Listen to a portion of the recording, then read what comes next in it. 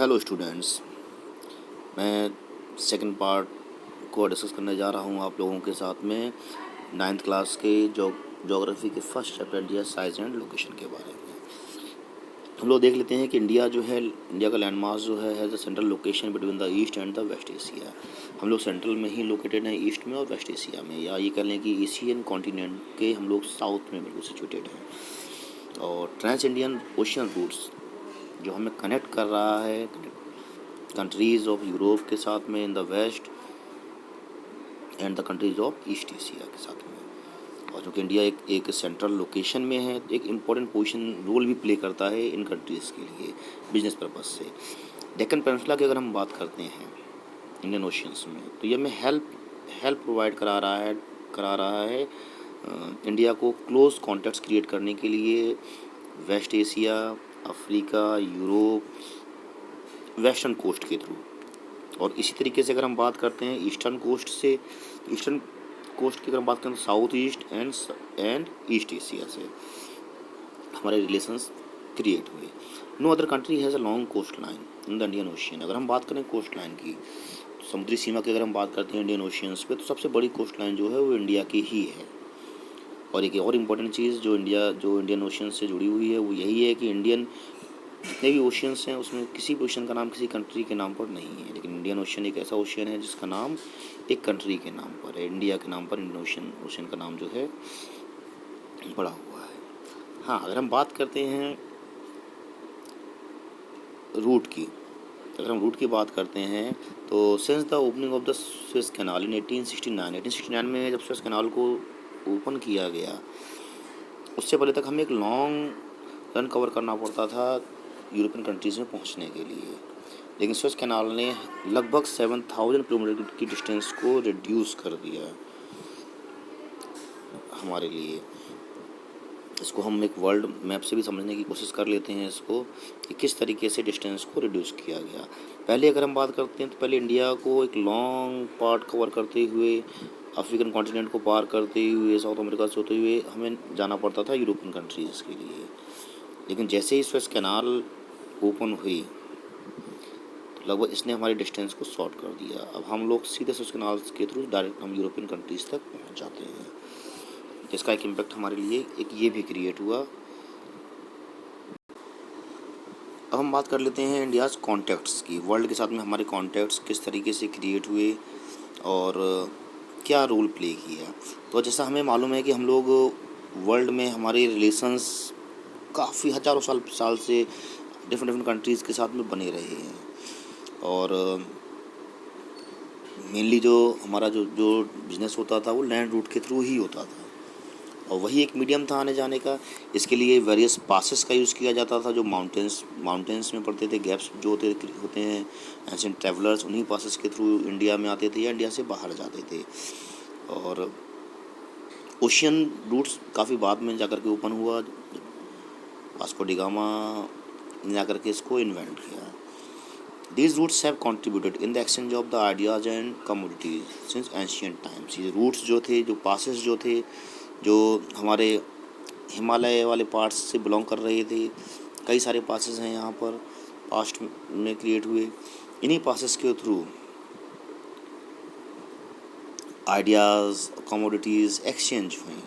Ideas जैसे कि Upanishad, Ramayana, stories of Panchatantra, Indian numerals, decimal system हमारी कंट्री से बाहर गया, लोगों ने इनके बारे में जाना। इसके अलावा ये तो चीज़ें हो गई। इसके अलावा अब हम बात करते हैं कुछ और चीज़ों की, जैसे एग्जांपल के लिए स्पाइसेस, मसलिन्स एंड अदर मर्चेंडाइज। ये हमारी कंट्री से डिफरेंट कंट्रीज़ में जाएंगे। उस समय मसाले इंडिया के सबसे ज़्यादा विश्व प्रसिद्ध थे। लोग इनकी उस तलाश में इंडिया आते थे। ऑन द अदर हैंड अगर हम बात करते हैं तो Greek sculptures, architectural style of dome, minarets, इन सब चीज़ों को बनाने की तकनीक वेस्ट एशिया से या हम ये कहें कि different parts of the world से इंडिया में आई। इस तरीके से हम लोग वर्ल्ड से जुड़े हुए हैं। अब आते हैं इंडियाज़ नेबर्स की हम बात कर लेते हैं कि India occupies an important strategic position in south Asia. South Asia में हम लोग एक स्ट्रेटजिक पोजीशन ऑक्यूपाइज करते हैं, इम्पॉर्टेंट पोजीशंस में हैं। और नंबर ऑफ इंडियन स्टेट्स की अगर हम बात करें तो वी हैव 27 स्टेट्स।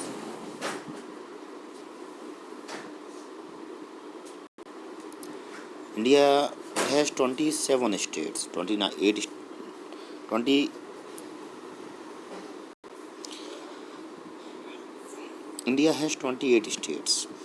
29 स्टेट्स हो गए थे तेलंगाना को जोड़ने के बाद में, लेकिन जम्मू कश्मीर से स्टेट्स का दर्जा छीनने के बाद में फिर से हम 28 स्टेट्स पर आ गए और 9 यूनियन टेरिटरीज़ हैं हमारे पास में, जिसमें जम्मू कश्मीर को यूनियन को 2 पार्ट्स में बांटने के बाद में दोनों को ही केंद्र शासित राज्यों का दर्जा या यूनियन टेरिटरीज़ का स्टेटस दे दिया गया।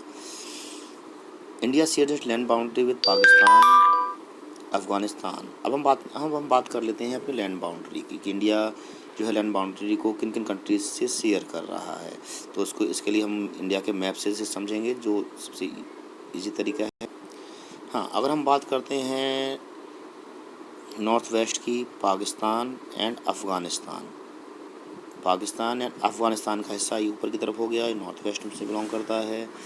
इसी तरीके से नॉर्थ में चाइना, नेपाल, ये नॉर्थ में आ जाते हैं हमारे।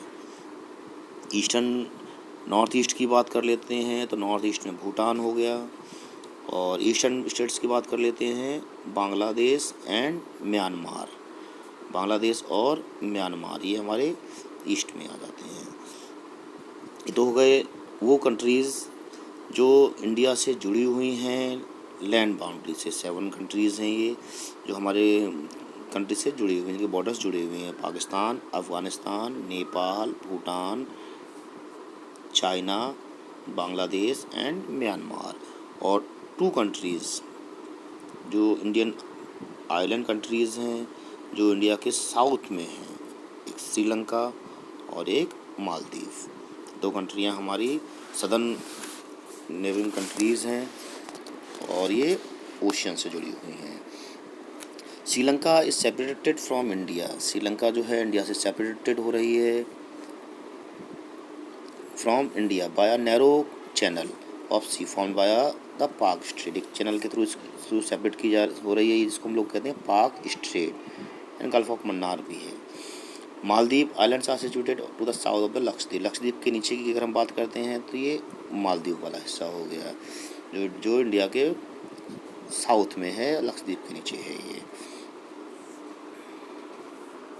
India has had strong geographical and historical links with her neighbours. हमारे नेबर्स के साथ रिलेशन हमेशा अच्छे रहे हैं, सिर्फ एक या 2 कंट्रियों को छोड़ करके, लाइक पाकिस्तान और चाइना।